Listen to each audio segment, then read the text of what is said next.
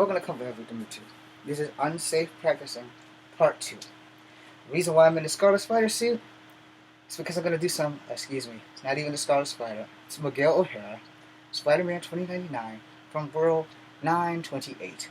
I apologize profusely, there is no Miguel O'Hara in the 616 other than the current storyline that they had going that I just learned about today. Anyway, I don't know because I refuse to buy another comic book. Alright, so, Unsafe Practicing. If you see the other video, I explained a lot of stuff. So, I broke it down with your actual fighting ability first. Because only you know how good you are, or how good you think you are. And trust me when I tell you, it don't take much for someone to knock you off your high horse. No one is invincible, but a very prepared fighter knows a few phrases. This one came from Storm Shadow from G.I. Joe. He who fights and runs away lives to fight another day. And this one came from the Ninja Turtles. Leonardo. Sometimes you have to do a little evil to accomplish a whole lot of good. Now you guys can take that shit with a grain of salt. Doesn't make a shit to me. Those are cartoon characters, and they are quotes. Good quotes, by the way. Or, like Deadpool, sarcastic ass quotes. It just depends on how you're looking at it. Unsafe practices. If I'm going to teach you some Kung Fu, I'm going to teach you the Kung Fu that works. I'm not going to teach you the shit that doesn't work. However, time to be a hypocrite. Because sometimes what works for my 5'3" frame doesn't work for your 6'2" frame. Because you have a lot more body to work with. Alright? So here's the thing. Alright? I'm gonna make this abundantly clear. Alright? I've studied martial arts that are Chinese based. Because at the time that I was studying martial arts, Chinese people weren't getting bigger than 5'5", 5'7". Alright? Now you have Chinese people who were blown past the cost of 6 feet. Yao Ming totally proved that shit. And then that guy who was fucking spinning Jackie Chan and Chris Tucker around with that spear in Rush Hour 2 or 3 totally proved that shit. And then if you want to go into the full Asian dialogue of Elegante and what the hell is his name? The Great Khali, those guys are well up to damn near 8 feet tall. Okay? And technically, they're Asian. They come out of India. And India is classified as Asians.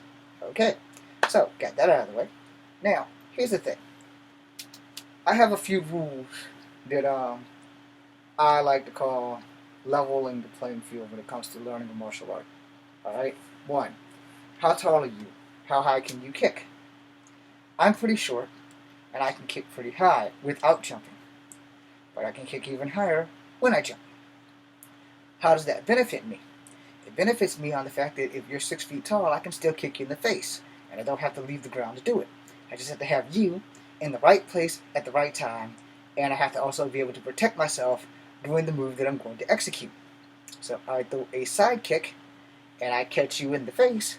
You were either running at me, or you were coming at me in some direction where the side kick was the most effective kick. Alright? Now here's that other thing. I don't give a damn what anybody says. From here to hell and back. You have to find what kicks are the most effective kicks. Yeah, tornado kicks are great. Hurricane kick, same thing. Reverse tornado kick, great. Butterfly kick, great. Every kind of kick can be great. But are they useful? And do they always work? Knees and elbows, great. The problem is, when do you get to use them? When will there be an effective moment in a fight for you to even have your synaptics straight to throw an elbow or knee? Now, see, in a controlled environment, you know, like if you're wrestling or making a movie, you can throw these knees.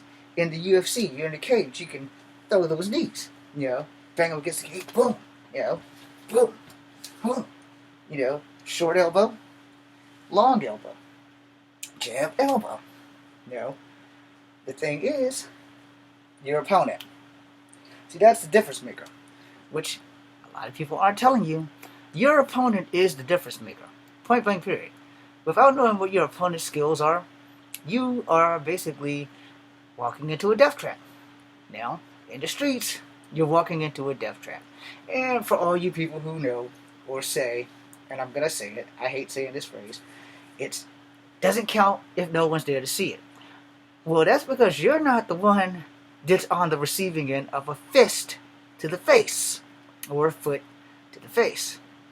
Where if you're in wrestling or you're on Instagram or Coffee Havoc number 2, you're actually watching the shit fold down. And someone's always got a camera somewhere. So don't do anything stupid.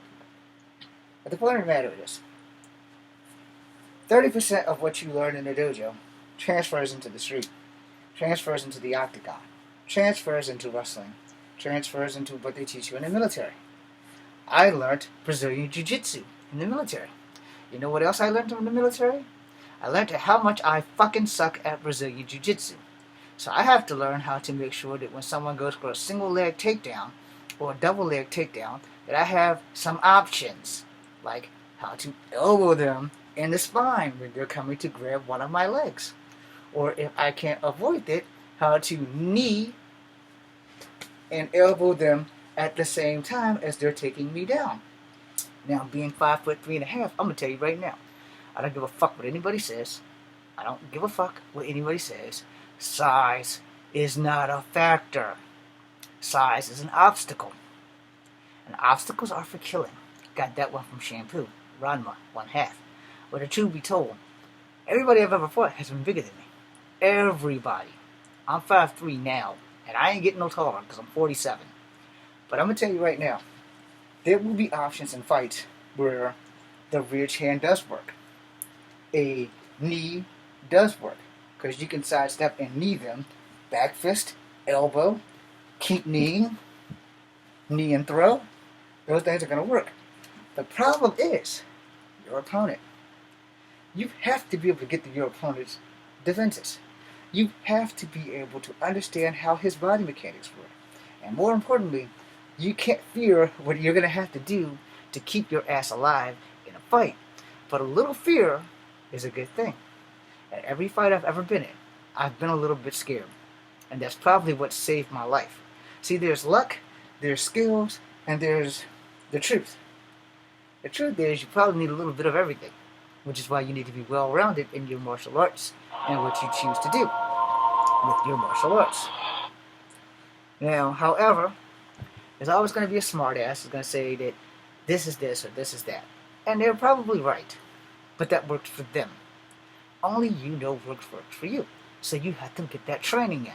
You have to put that training in, come hella high water. I don't train every day like I used to. My hip replacement has slowed me down. I don't use that as a crutch, but time is also a thing. Yeah, I have to have time. Being that I'm in school, and Zoom, and rocking this costume, and trying to get my film career off the ground in 20 years of failing, things tend to get in the way. You know? So, and by the way, if you want to see what I look like, there's other videos. Don't watch the political shit. Anyway, alright, so Kung Fu block here and strike. Karate block here and strike. Alright, did you see the difference? Let's go from the side. Kung Fu block here and strike is for this punch. I'm getting to the outside. I block it and I punch him. Now, this is for Wing Chun. If I want to do Kung Fu block where I break his arm, I have options. He's throwing a jab. A straight jab. So option 1, get to the side with both hands. Grab wrist, push elbow, pull wrist, punch in throat, punch in tempo, punch under the arm in any of these areas. If I can get a flat one down to the stomach or the sternum, sleepy sleep. If a man cannot breathe, they cannot hurt you. It doesn't matter if he's 5'11" or 6'2". If he can't breathe, he can't hurt you. That one's mine. That's for all the people who are over 6 feet tall that think, oh, I got a little guy. I'm gonna fuck him up. I like that because you've underestimated me from the second you saw me, and that makes my victory a whole lot more sweet, and it teaches you humility, and it also opens the door that you know that, oh, just because he's bigger than me doesn't mean that he can whoop my ass. It just means it's a bigger challenge. Now here's the thing about knowing body mechanics. And then I'm going to go get started in this suit because I'm heating up. Alright? Body mechanics work in certain fashions. Alright? Your arm is designed to do this. from up here. It's not designed to do that from down here. So when I tell someone if you have to get into a fight and break something, you do not break at the wrist. You break at the elbow. And every martial artist just got pissed off when I said that. And why? Because it's fact. This operates this. If you grab your arm right here at that teardrop and you do this, somewhere in there or somewhere on here, if you grab your arm, even if you grab it in front of the elbow, you will feel this movement. My job as a martial artist is to make sure that you don't feel that shit anymore. Period. So you're throwing that jab and I break this elbow, I did not mean to do it. I meant to do it because I'm going to break your elbow and then I'm going to break your collarbone or your rotator cuff. Because if you can't use that arm, you can't hurt me. And by the way, I learned that in Kempo, also in Wing Chun. Kempo taught me about pressure points because a lot of people don't believe that pressure points don't work. Well, pain and compliance is a thing, and if done correctly, pressure points do work. Trust me, I'm 5'3½". I've used pressure points on guys who are twice my size, and it has stopped them.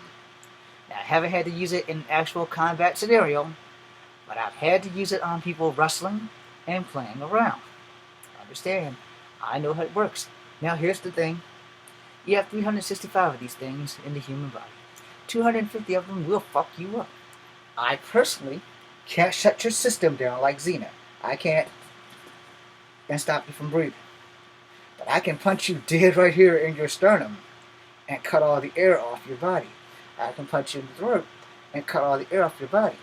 I can break your elbow and stop the flow of blood to your hand. I can break your knee, same effect. Why am I going to break your femur when I can break your kneecap? It takes a lot longer to heal at a joint than it does at somewhere solid. So if I break your wrist, you'll be in a cast for a couple of months. You'll be not needing therapy. If I break your elbow, you're going to need therapy. So if I break this joint here and this joint here, oh, you're going to the hospital. You're going to therapy, and you're going to wish you never met me. Understand that. I'm not telling you this bullshit to get ratings. I'm telling you this bullshit because it's not bullshit. It's a true fact. Your fighting skills and what you know will help you grow and get you farther in martial arts than most things. And secondly, unsafe practicing. Don't break up your students to teach them how to fight. Now, time to be a hypocrite. If your student is trying to hurt you because they think they're badasses, I'm just going to turn a blind eye on what you do. I'm just going to pretend I didn't see shit. And if you decide to break their elbows and their kneecaps, then they probably asked for it because they thought that they were Lucifer and that you were God and they decided that they wanted to take over heaven. I hope that I explained a few things to you guys, so now I can go make videos for children. Thanks for watching. This is Kung Fu Athlete number 2. Be seeing you.